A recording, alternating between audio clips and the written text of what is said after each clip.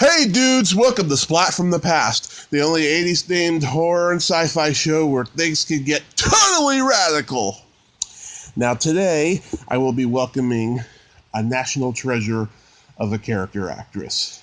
And I don't say that lightly, I am talking about Alix Elias. You may remember her as Coach Steroid in the 1979 cult classic Rock and Roll High School, which is celebrating its 40th anniversary. She was also in the cult classic Pandemonium, a very brilliant, underrated movie called Key Exchange, and she was on many classic TV shows, including the classic John Ritter show, short-lived show, I should say, Hooperman. And I'm having her on the show today to talk about all that stuff. I can't wait. It's going to be really awesome, I think. Like I said, she's one of the great ones. So yeah, here is my interview with Alix Elias.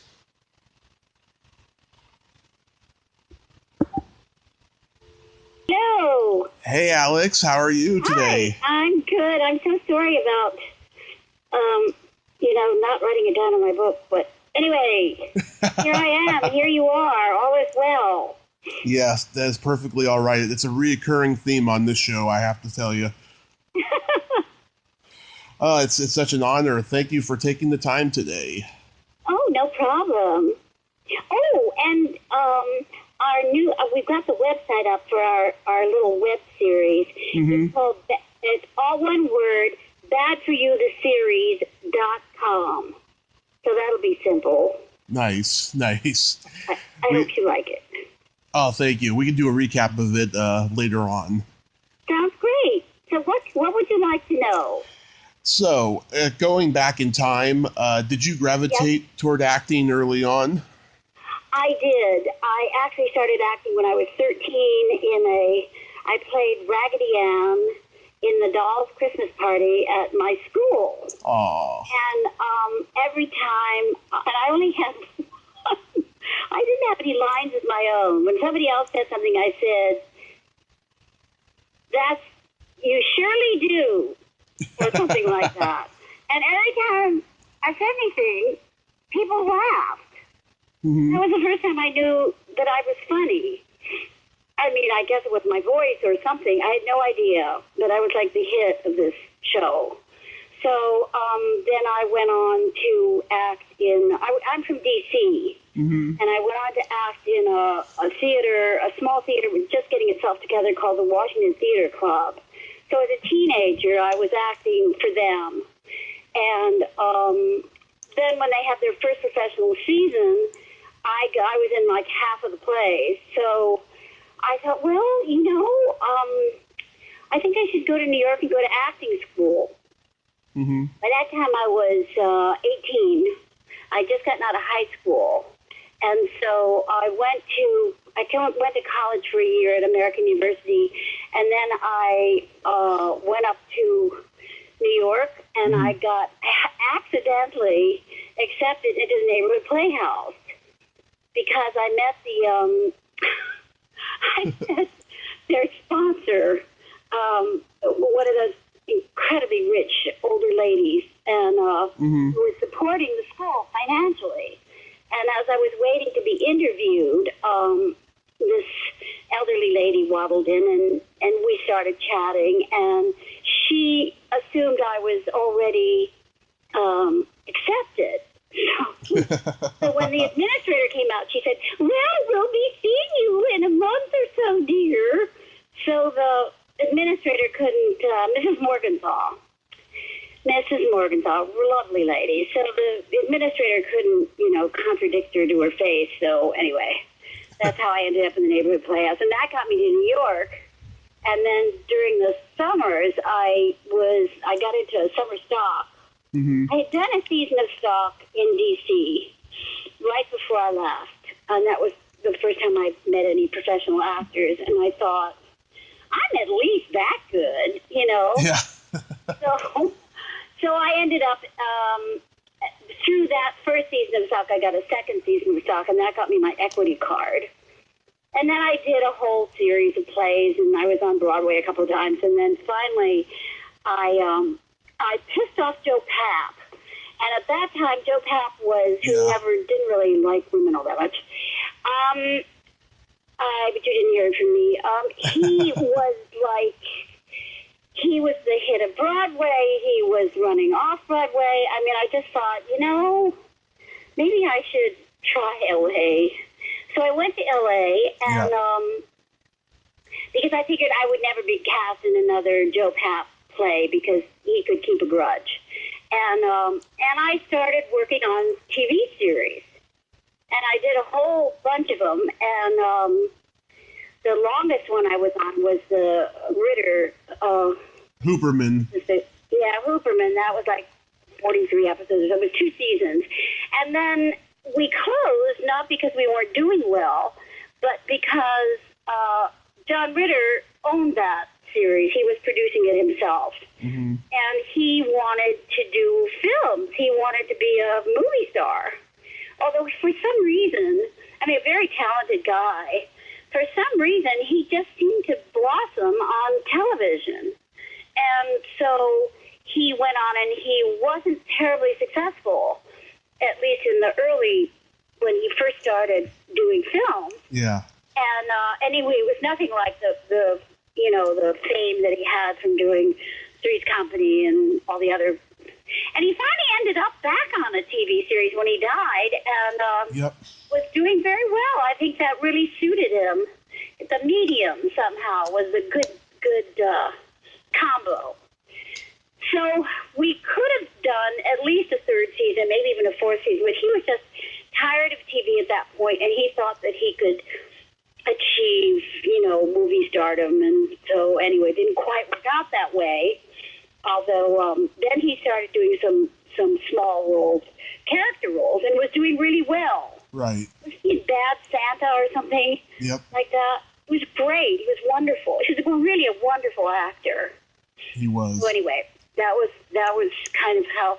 So once I got to L.A., then I started sort of commuting because I had a rent control department in Greenwich Village where I am speaking to you now.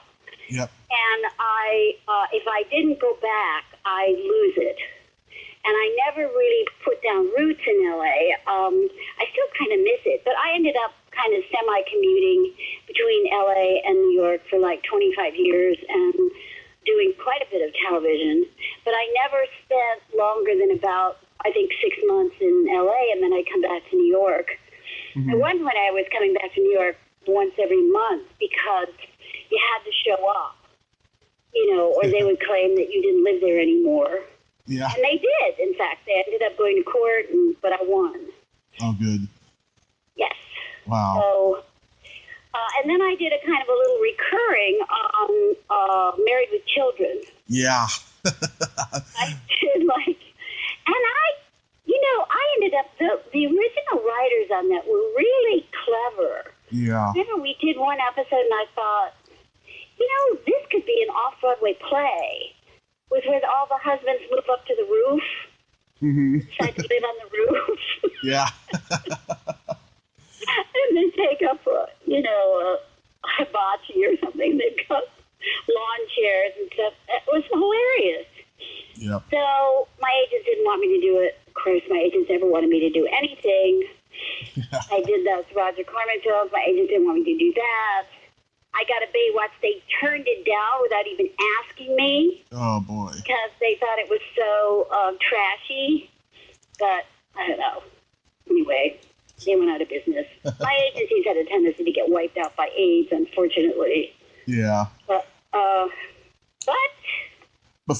before they're still here. By some quirk of fate. Yeah. So you're a comedian and you also do this podcast? Is that what it is? Yeah, on and off doing stand-up comedy. I live in an area in California right now where there's no stand-up comedy, so I'm just doing the podcast right now. Oh, because I briefly did stand-up. Oh, I didn't know that. I didn't know that. At the Comedy Store? Yeah. I did play the Comedy Store. I took a, Judy Carter had a comedy class. Oh, yeah, Judy Carter's great. And I took it, and then we started performing in clubs. At that time, it was like a really popular. And then I kept getting acting jobs. And I'm much more comfortable acting. I mean, every now and then I think I should try it again, but, it's just like trudging around to those clubs at 3 in the morning. It's just a little much for me at this stage of the game. And, but I kept getting acting jobs. So just as I'd be getting up ahead of steam with comedy, I mean, somebody asked me to do a tour of women comedians, and I mean, it was a tour. That meant you were out of town. Yeah. And then I got an acting job. So I had a tendency when doing stand-up to write myself a monologue and memorize it and get up and do it. But I think real stand-up is you get up and you interact with the audience in a live way. And I felt I never quite achieved that with any confidence. Yeah. So, but it was fun in a way. Do you like it? I do when it's working. It just depends on the crowds and stuff, I mean, some crowds are absolutely terrible, and some people don't realize that, But I do like, going up there and performing, though. Yeah. Yeah. Yeah, I mean, it's on the other hand, if it doesn't click, then it's so humiliating. But, that's showbiz, isn't it? It is. It is. So I was curious, when you were in New York studying acting, who were some of the other actors that were there at that time? Let's see. I'm trying to think if I was in class with anybody famous. I was just about the only one of my year that worked. It was strange because they hated me in acting school. It was just a miserable experience for me. But Catherine Wolf is now on City on a Hill. We're still friendly. Mm-hmm. She's a little older than I am. She was in the year above me. I don't think trying to think here. Warren Roberts and I very briefly studied with him. And my husband studied there, and that's when they had a lot of models, including what's-her-face, that was in King Kong, and wonderful, wonderful actress. Jessica Lange? Yes, Jessica Lange, and a bunch of other kind of beautiful girl type things. But I didn't actually connect that well with Warren Robertson. Trying to think. I think I've been the one that's worked the most in all of those. I mean, the thing is, if you're in New York, and even in L.A., I was sitting with John Lenn. This is where I got the rudiments of method. Mm-hmm. And he was a big method teacher who had transferred to L.A. from New York. But, you as a professional actor, you just continue studying with whoever you can get your hands on, So I didn't study with Uta Hagen. My husband did, but I did study with her husband, what's his name? Can't think of his name. They have the studio. Are you from New York? No, I'm from San Francisco. Oh, okay. Because the studio is still going on. It's H.B. Herbert Burkhoff. I studied with Herbert, and my husband studied with Uta Hagen. And when you have the money, you would go for whatever was recommended. Mm-hmm. And you got a lot of different perspectives on acting. I mean, that's why I took that Judy Carter class, because I thought, at that time, and that's still going on, they were hiring a lot of comedians to do television. Mm-hmm. So it was a way, essentially, for me, it was like a way to get acting work, which kind of vaguely worked out, I guess. And, I continued, I keep continuing to get acting work. I'm one of those actors that just keeps working. I mean, nothing exciting, particularly lately, although I am on The Marvelous Mrs. Maisel for a nanosecond. Nice. But, you just try whatever you can find, because that's usually where the action is where there's a certain creative energy, and I even studied very, very briefly with Lee Strasberg. Oh, nice. I didn't like him. Yeah, I heard some people didn't, yeah. Well, he was very sexist. I mean, it was much more sexist time. Yeah. And I felt that but then later on, when I studied with a couple of more method people, I got a lot more respect for the method, and in fact, still use many of those techniques when I can. And I think they're wonderful for actors. It's a wonderful tool. The trouble is that most of the people that know how to do it are dying.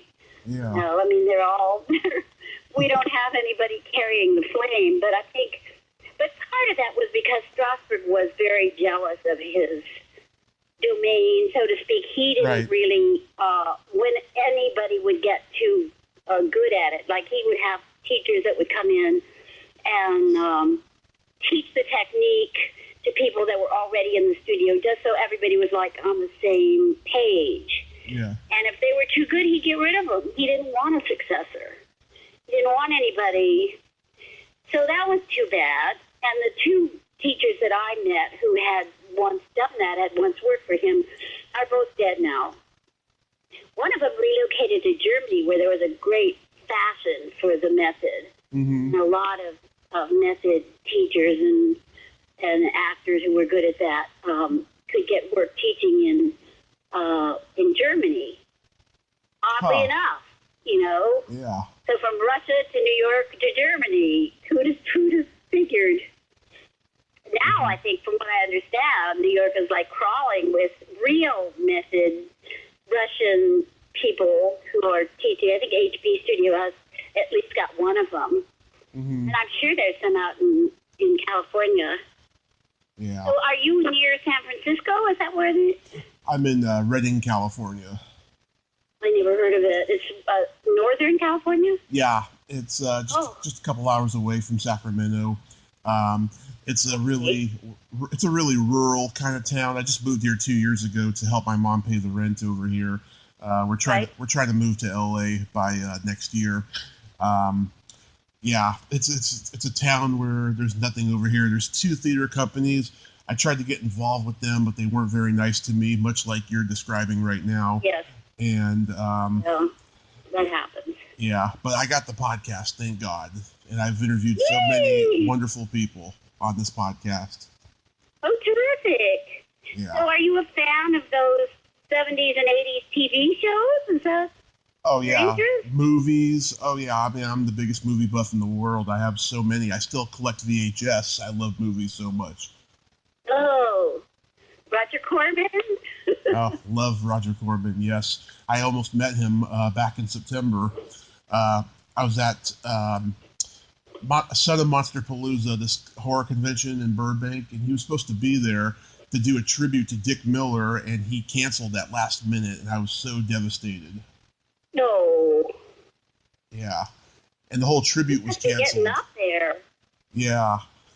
He's 93 years old, as a matter of fact. Oh, wow. I didn't even know he was still alive. Yeah.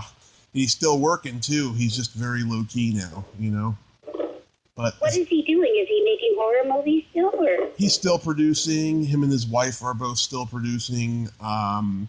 But he just, you know, he keeps a low profile and stuff. And he does interviews whenever he's asked, you know, and stuff. I would love to interview him. That would be great.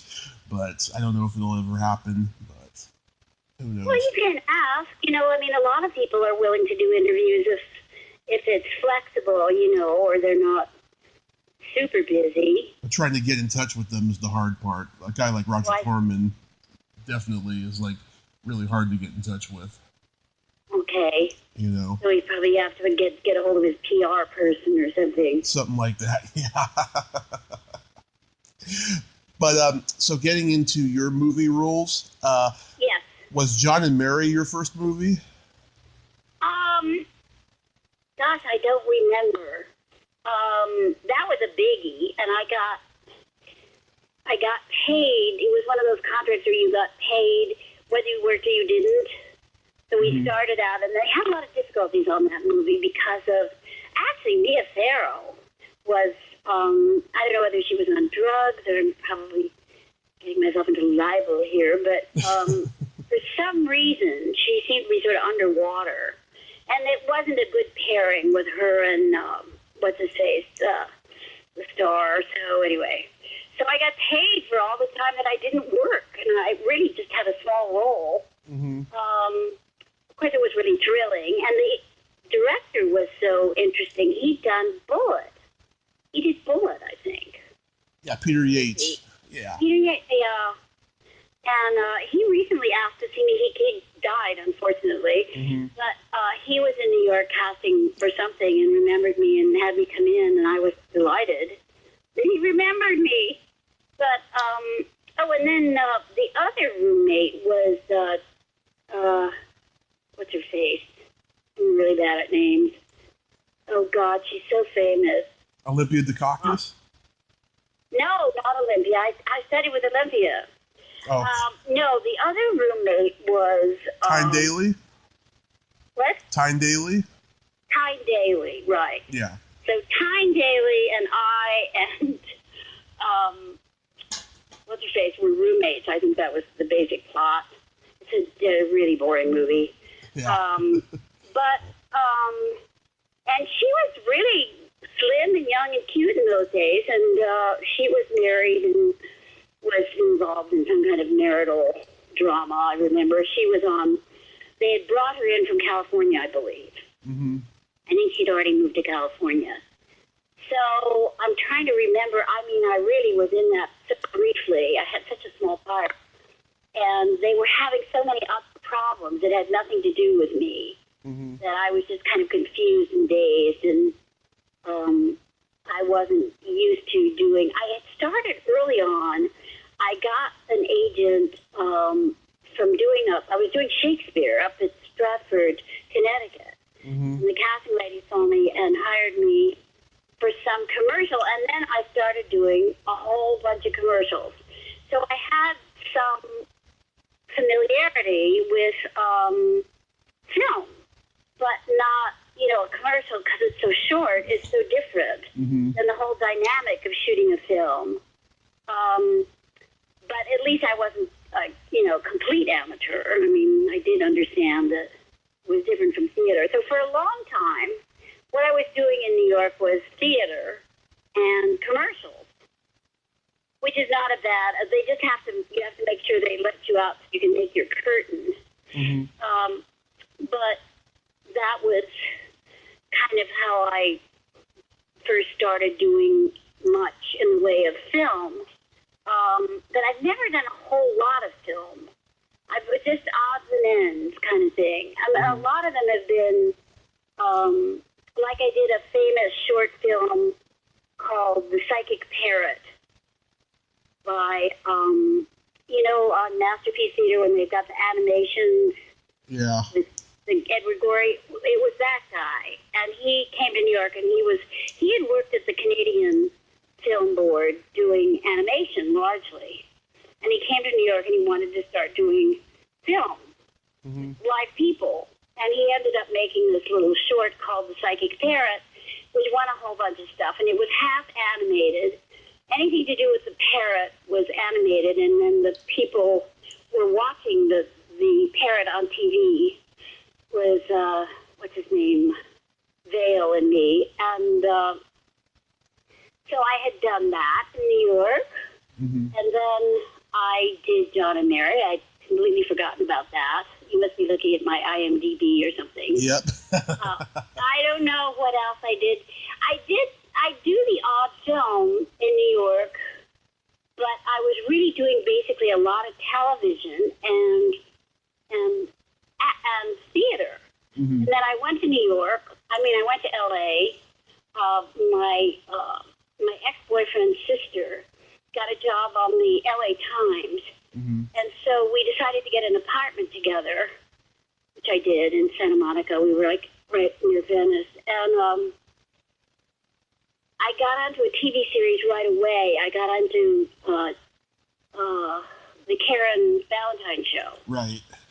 And that didn't last. I'd done a lot of failing television series where the series will start to lose numbers, and then they start frantically searching around for something that'll, pep up the audience. And so that show died, and then I did 3 or 4. I mean, I would go out there at least once a year for, as I say, like 3 to 6 months, and I'd always get enough work to pay for it. And the only problem with it was that I kind of lost contact with what was going on in New York. And my agency went out of business, and that's a biggie. And so really all the money jobs were coming from L.A. Mm-hmm. But in the end, I mean, it's partly because of the weather. I really didn't want to stay in L.A. because even in those years, I was afraid of the fires and those huge rainstorms and mudslides and earthquakes. I was in a couple of earthquakes. Mm-hmm. That really gets your attention. I was in one once. Yeah. It's been an odd experience. It is. Yeah. I mean, I was only 6 when it happened. We had an earthquake in 1989 in San Francisco, and it was. Yeah, I remember that. It was very surreal. I still think back to it like all the time, and it's one of those experiences that just stays with you forever. It does, yeah. It's like Mother Nature is bigger than you are. You can't count on the ground under your feet being steady. It was very weird. Very weird. So I never really thought in terms of relocating to LA.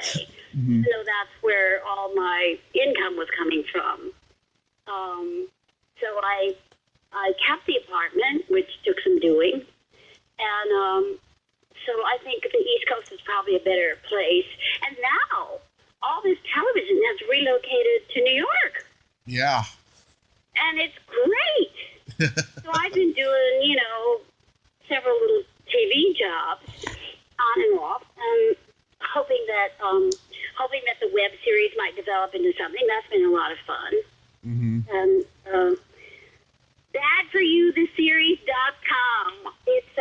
It's based on my husband and I put this dopey nightclub act together with a friend as a trio, and it's called Bad for You, and it's about all sorts of stuff that's bad for you but makes life worth living, like drinking and smoking and falling in love with the wrong people and high cholesterol foods and all that. And then we did a crowdfunding for it, and we did pretty well, to my surprise, because I'm not really all that, computer literate. Mm-hmm. So then we had a hell of a time getting people to actually come and see the live show. So I thought, the universe is telling me something here. We're doing better on the internet than we are as a live show. Yeah. So we decided to do a web series about making the show and putting it on. And so that's what it is. That's why it's called Bad for You. And then it ends with us at doing a very successful show at a place called the Cornelia Street Cafe, which was a village landmark, and closed immediately right after we did this job, which is typical. So, so we're doing that. I'm still doing TV. I'm kind of off theater at the moment. Mm-hmm. I don't feel like working that hard for that little money, but I never ever thought I would say that, because I've been a theater actress, for so long. But anyway, that's kind of how things have worked out. Yeah, we'll talk more about that. But I wanted to talk about one of my favorite movies of all time is Rock and Roll High School. Well, that was weird. I knew Paul Bartel from New York at a time when I was like doing Broadway plays and stuff like that. Right. We had a mutual friend who was a publicist, and he wanted to use me as a lead in a film that he was making about, it was kind of about happenings. I mean, this is way before your time. And, but he couldn't touch. He was a very sort of friendly person. And he was always inviting. Once in a while, he'd call me and invite me to dinner. And, of course, I never had any money, so I would always go. And and I even stayed in his apartment one time in L.A. He was in West Hollywood. Mm-hmm. And because I very seldom had an apartment of my own in L.A. I would stay with people. I would, do those apartment switches. I would house sit, whatever. And so he was working for Roger Corman. And Roger Corman had a habit of, he didn't have a whole lot of respect for actors or acting, put it that way. And what he would do is he would just get, it sounds weird that he'd just get anybody, but he kind of would.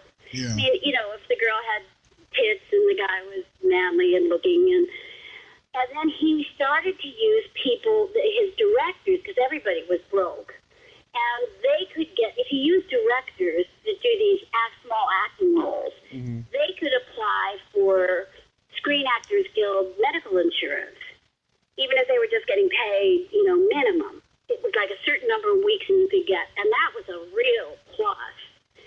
And then Paul turned out to be kind of good at it. I mean, not as an actor, but he was such a personality, he's an interesting personality. Mm-hmm. So he started acting for Roger Corman on a kind of semi-regular basis. And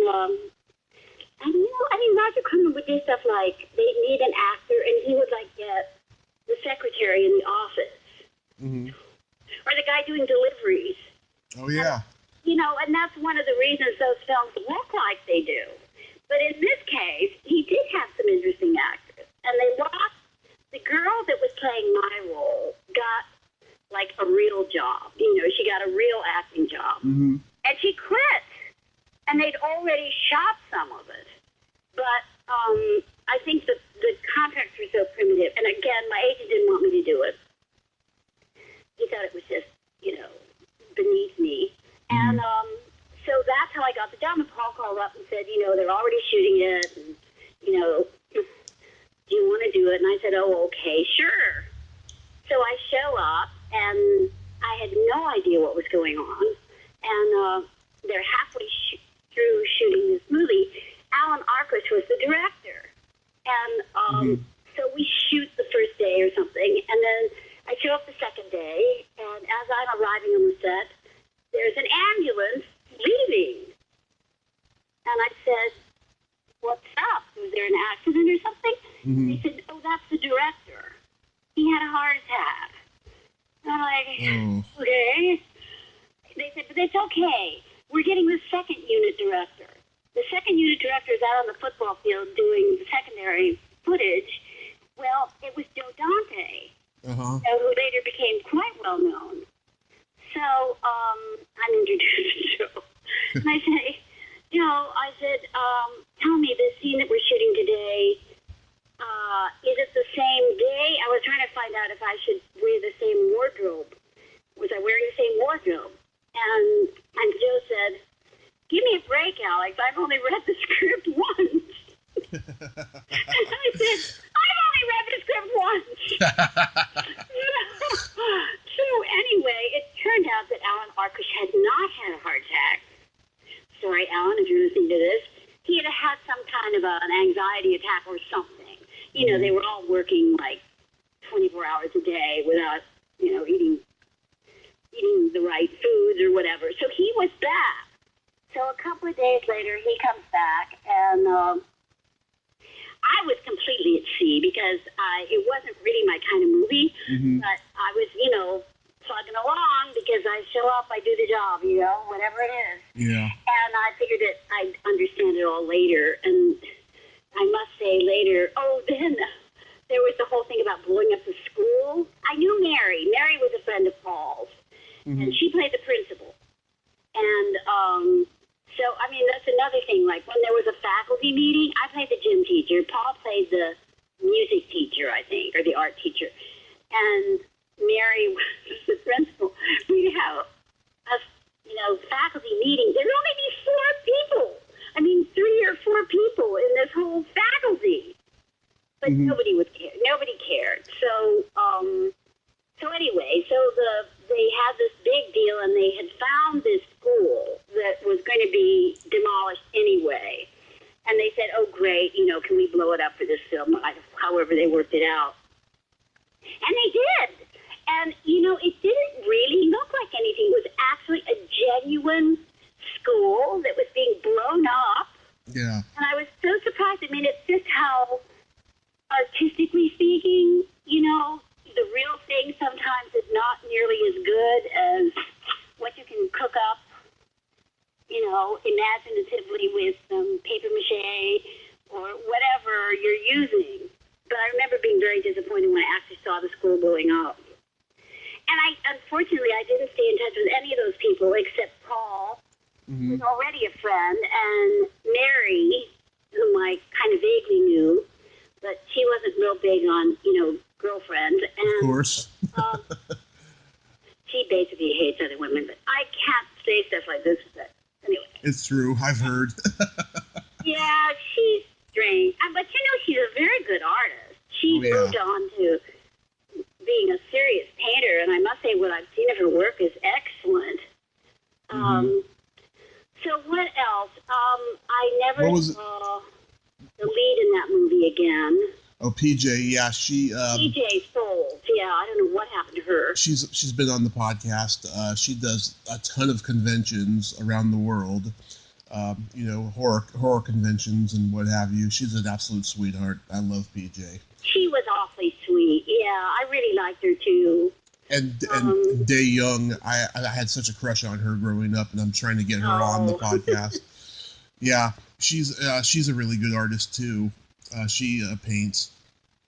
Oh, yeah, a lot of actors paint. A lot of actors paint. Yeah. Did you base your portrayal of the gym teacher on anyone that was ever cruel to you? No, I just was basically hanging on by my fingernails since I didn't quite grasp I knew I was this gym teacher, and I was just kind of trying to keep my head above water and make sense out of the script. That's a biggie for me. And, remember the lines and not bump into the furniture. So that was kind of one of those instinctive, because I got it, and the next day it was on the set. Yeah. It wasn't like I had a whole lot of prep for this. And then, even when I saw the movie, I didn't quite get it. They had the good high school kids who were just boring and disgusting, and then they had the wacko faculty. I don't know if there were any. Oh, and then the Ramones, my God. Yeah. I'd heard of the Ramones. I had never seen the Ramones. But, another thing about film is, now if this were a play, you'd meet everybody in it. Yeah. But, on a film, I was long gone before the Ramones ever showed up. Yeah. So I never got to meet them. I was disappointed. I met the drummer back in September at that convention. Yeah. You didn't miss much. He wasn't very friendly. No, I think they had a reputation for not being friendly, and on top of that, didn't a bunch of them die? He's the only one left. Yeah. He's the only one left. Yeah. That does not exactly go. It's they're eating brown rice and mung beans or something. So that was too bad. They weren't terribly well integrated into that film anyway. I think it was just one of those things where they suddenly found out, probably after they'd started shooting, that they could get them. And because they had a bit of a name, they thought, oh, cool, this will get people to watch it. Roger Corman is a great opportunist in that way. Like, getting the office boy to play the role or whatever. He's quick, he's decisive, he's all about the bottom line. And then, and that was how he was able to make all those films. And then what he really loved were, those films, those art films from Europe. And he's the one that brought Ingmar Bergman to America and all those filmmakers that we would never have known about. We'd go over to Europe and he'd buy them up for a song. And from what I only met the man maybe once, maybe twice, but he was not at all friendly. But that is what his passion, from what I understand, that was his passion. Foreign films, foreign art films. What he was doing was trash for money. Yeah. But there were he gave a lot of interesting filmmakers their first break. Yeah. You know? And he gave them parts so they could get their SAG medical insurance. Bless his heart. So he was a good person to have in American cinema at a time when there was such a stranglehold on the industry by, the big entertainment companies, unlike today when we can do podcasts and web series and you name it. Yeah. But in those days, it was very restrictive and very difficult. So he provided an opportunity for a lot of young creative artists that wouldn't have had it otherwise. Yeah. I admired him for that. Yeah. I think the closest that Coach Steroid comes to being human is when she's doing jumping jacks and you can see her belly button. I don't even remember that part. Yeah. So oddly enough, I did get another gym teacher role for some after-school special after that. I don't know whether the guy had actually seen me play Coach Steroid or not. Those are the only 2 times I've ever done gym teachers. And I'm not really a gym person either, so it's just probably making it up. On the spot. It's like improv. Yeah. But, so what else have you got on the IMDb that I can chat with you about? How about Pandemonium? Pandemonium? Oh, is that where I play the fry cook or something? Yes. Another guy interviewed me like a month ago, and he brought that up, and I didn't even remember it. And then I remembered it because I drew up I drew a tattoo on my arm. And I was a fry cook inside a little, one of those portable kitchen things, on a little truck, food truck. Does it say what it was about? Yeah, I have no idea. It's kind of... no idea how I got that job. I have this vision of myself painting this tattoo on my arm and standing there in a food truck looking out the window and giving somebody like a hot dog. It's about Tom Smothers playing a Mountie and Paul Rubens playing a bitter deputy, and they track down a killer who's stalking co-eds at a nearby cheerleader camp. I have not a clue. Okay, let's skip that one then. I obviously never saw it. You did this little movie I love that no one has ever seen called Key Exchange. Key Exchange. That was what's his face? The Ben Master director. Barnett Kellman. Barnett Kellman, who's still working. Yeah. I saw his name on something just the other day. Yeah. Oh, I know what that was. That was it was a group being interviewed for a television show. Couples. Yes. It was like couples, and we were, and I remember the guy distinctly. It was Ben Masters. I can't think of his name. Ben Masters, Daniel Stern, Brooke Adams. Yeah, and that was a great cast. But I wasn't in scenes with any of them. We were it was like a television show. So this is the problem with film. Yeah. There could be all sorts of wonderful people, but you don't even get to meet them because the day your scene is shot, or the couple of days that your scenes are shot, they're not on. I can't remember who was playing the talk show host, the host of this show within a show. I just remember being a part of a couple. It was like, couples counseling or something like that. Yeah. That was the movie. Did you like the movie? It's based on a play. Yeah. Stage. I love that movie. I think he directed the play as well. I love that movie. Brooke Adams is so good in it. Her facial expressions are a scream. I love her. Yeah. She's really wonderful. I've always liked her work. Yeah, she's very I don't know if underrated. she's still acting or not, but... Yeah. Do you remember when Paul Bartel directed you in that episode of Amazing Stories? Yes, well, the original of that was something that first put Paul on the map when he was just out of film school. He came up with this idea about a woman who becomes convinced that she's being followed around and people are taking films of her life, and it's going on TV and everybody's laughing at her. And it was such an original idea that in the underground film world, it made a real hit and kind of got him started.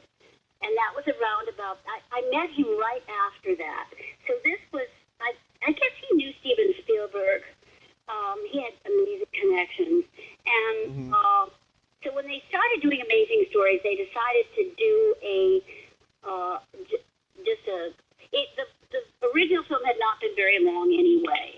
I mean, it was a feature, but it was a short feature. Mm-hmm. And so they redid it. The thing that I remember most vividly is what's-her-face, who played Miss Brooks, Eve Arden? Yes, Eve Arden, yeah. I just loved her. She was great. I loved her in all of her movies, and I was just thrilled that she was in this. And she was so lovely. She was really sweet and friendly and, happy to be working. She was Southern. And anyway, that was a real plus. Because I just had some little teeny-weeny part in that. But I knew a number of people that had worked on the original film way back, other films. I think they also went to film school with Paul. I think he went to UCLA. Mm-hmm. It's all coming back to me. And one guy, an artist, Bob Schulenberg, he continued, and he would always be the art director in Paul's films. I mean, maybe not the bigger ones when he got to be better known, but they remained friends, and he worked on that. Yeah. Remember? And it wasn't, in many ways, it wasn't as good as the original, but the original was also, in a sense, very crudely done. It was in black and white, and it was difficult to follow. The editing was kind of, primitive. Yeah. And although it had some wonderful scenes in it, and the idea, then Jim Carrey made that film, Truman, I think it was. Yeah, later on. Yeah. Essentially the same idea, but it was a very, very unsettling and interesting idea. Like, a lot of Paul's better work was very unsettling. It was humorous, but it was also kind of creepy. Yeah. There's one that just never... I went to a retrospective recently. I was asked to speak at a film festival of Paul's films, of a number of Paul's films, and they couldn't get the one that I thought was so interesting, which was a kind of a B-horror movie with a guy that kind of transforms into a woman or something. Is very odd.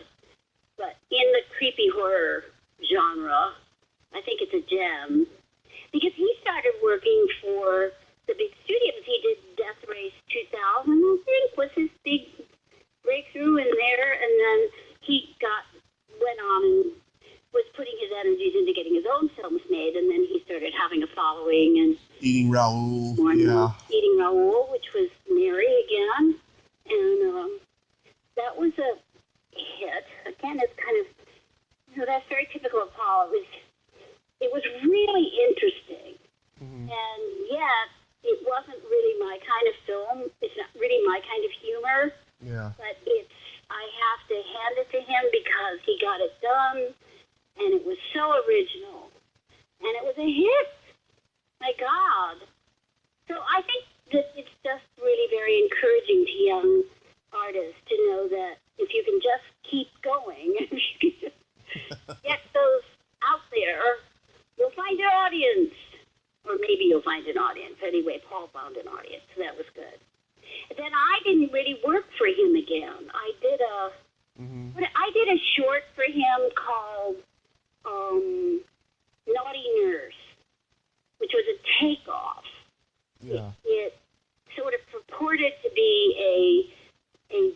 film, but it wasn't typical Paul. It was really kind of a, I don't know what to call it. And I played a nurse in that, but I didn't have to take my clothes off. And then I completely forgotten I did that Amazing Stories. Mm-hmm. And I didn't work for him again. And by the time he finally did do the film that he had originally wanted me to do, but by that time, I was too old. I mean, I was pushing 40 or something, so yeah. I forget who got it. I didn't go and see it. But anyway, so that was that. How about David Byrne's True Stories? Well, that was a very interesting experience. I auditioned for it in L.A., mm-hmm. and the original script had been written by, oh, God, the one who did the Miss Fireworks contest. She won the Pulitzer Prize for play on Broadway. I can't think of her name right now. But she had done film plays. Beth Henley? What? Beth Henley? Beth Henley. Yeah. Beth Henley wrote the original script. Based on an idea. I think David came up with the idea. And she wrote a script, and Jonathan Demme was going to direct it. Mm-hmm. But David is kind of a, what do you call it? He's unique. Control freak. Yeah. He decided that he rewrote the script. Beth dropped out. And he decided he would direct it, even though he had never directed a film.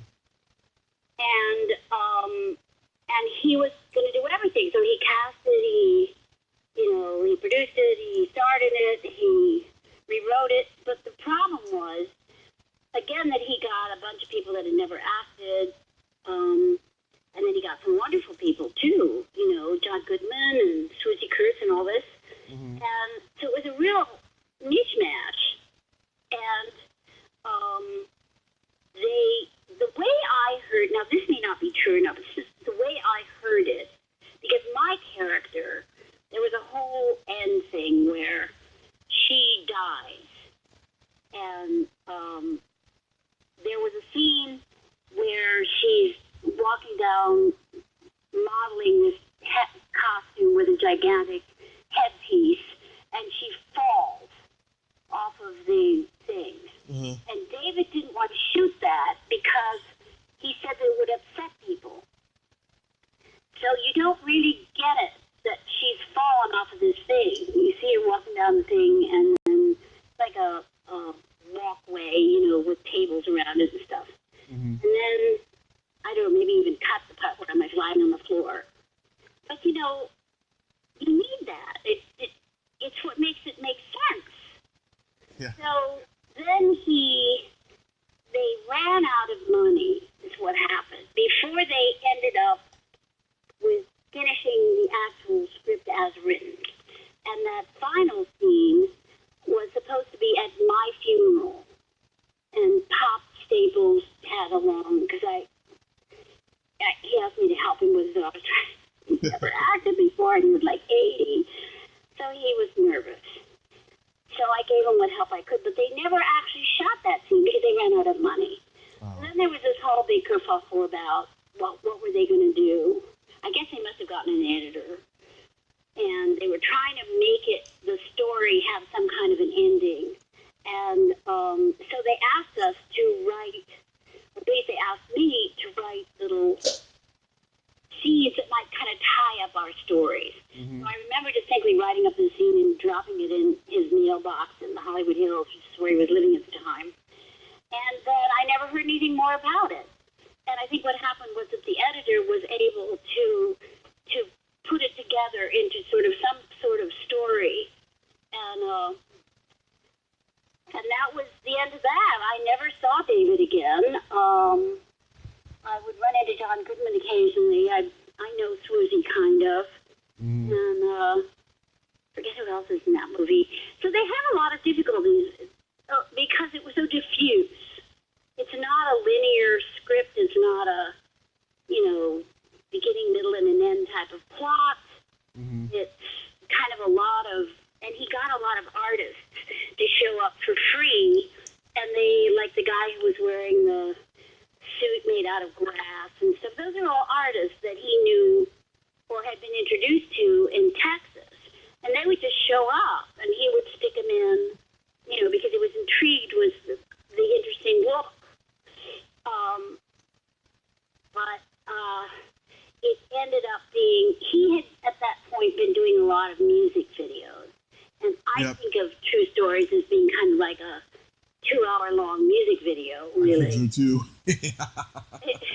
And I just tell people, well, get stoned and then watch it because it looks better, or clips of it or something.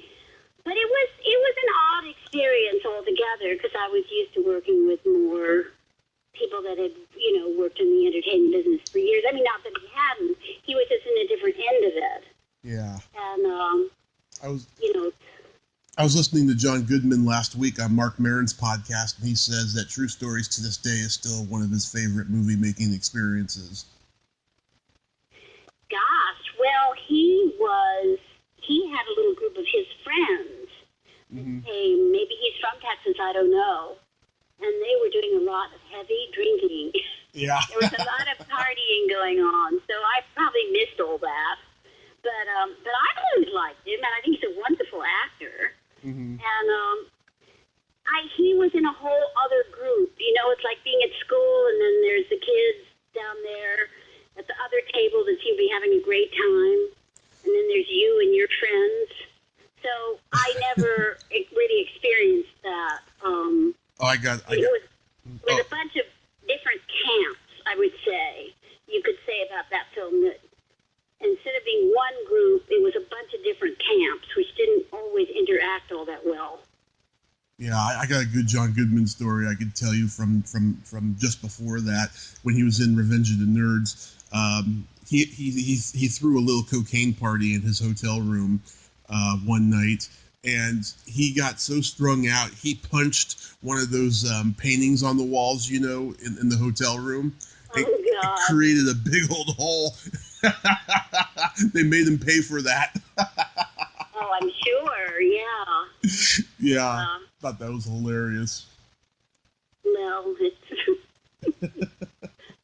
think you had to be drinking to truly appreciate the experience. So there was a lot of that, but, as I say, it wasn't all one group doing, which is true on some, some projects. Everybody will be really very tight. Mm-hmm. How about... Well, not this one, however. Yeah. But... How about the notorious cult classic Munchies? Oh, Munchies. Well, that was actually kind of fun. I think because of, what's his face? Another Corman. Harvey Korman? Yeah, the Carol Burnett show. Harvey Korman, yeah. Harvey Korman was was kind of a grumpy guy, but he was really nice, and we worked very well together. Mm-hmm. And that director, that's another Paul Bartel job I got. The director on that was a very close personal friend of him, a woman whom I'd met at one of his dinner parties in New York. Mm-hmm. And I liked working with her. Again, it was Roger Corman. It was very crude. I mean, like, for example, when you had the little monsters that, they were just cute and darling, and then if you pissed them off, they ate your finger or something. They turned into these beasts. Well, the way they animated them, they had these little dolls, is that a stagehand would stand behind holding it, and when you looked at it, they'd wiggle it back and forth. So it was, I'm sure I've seen that one, but I don't remember much about it. I just remember enjoying the group. The people that were working on it were really nice, and Roger Corman was actually very nice. He wasn't terribly funny. I mean, as a human being, I'm saying. Yeah. He's not one of those people that were like cracking you up on the set every 2 seconds. He was kind of dull or actually grumpy, but very nice. Helpful, supportive, Mm-hmm. I was wearing this huge wig, and so wearing shoes, I could hardly walk in, so I was kind of being, led around on this set. Well, I remember we were in this giant warehouse. Yeah. We were looking for the villains or something like that, and I remember having a hard time with those shoes. It seems to me I remember, like, the food and what I had on my feet, and that was about it. I was very sorry to hear when he died, because I thought that he was a really nice guy and very talented. So I don't know, after that Cal Burnett show folded, and none of those people seemed to... The girl, Sarah, what's her name, Lawrence, she continued to work. Yeah. In television, I think, but the rest of them kind of semi-retired. I mean, they were probably getting fabulous residuals. Yeah. They did not, the money was so much, but that there were so many episodes, that they did so many of them. Mm-hmm. And that's where you get, the residuals. Well, listen, Tommy, I'm going to have to go because my ceiling is leaking, and my super said that he would be up after 2 o'clock to see if he could figure out what was going on. Okay. You want real quickly? You want to do a recap of what you're saying before about the website and your projects? We're doing a web series. Right. I work with a trio called The Food of Love, and we did a show called Bad for You, which is feature songs about all those things that are really bad for you, like, drinking, smoking, dope, falling in love with the wrong person, high cholesterol food, illicit sex, because that's where all the great songs are. And we decided to make because we had gotten such a good response, crowdfunding. Mm-hmm. We thought that we would turn it into a web series because we were getting more attention online than we were getting coming to the live show. So we've made our season 1, we just finished it, and it's 6 little episodes, but they're only like, 3 or 4 minutes long each one. Mm-hmm. And it's called badforyoutheseries.com. Will take you to our website. So no spaces, all one word, badforyoutheseries.com. Of course, once we made this, we found out that there's another song called Bad for You. There's a singing group called Bad for You did not seem to be, we weren't the only ones. So you have to get the right website. Or just keep looking, because we're also on YouTube.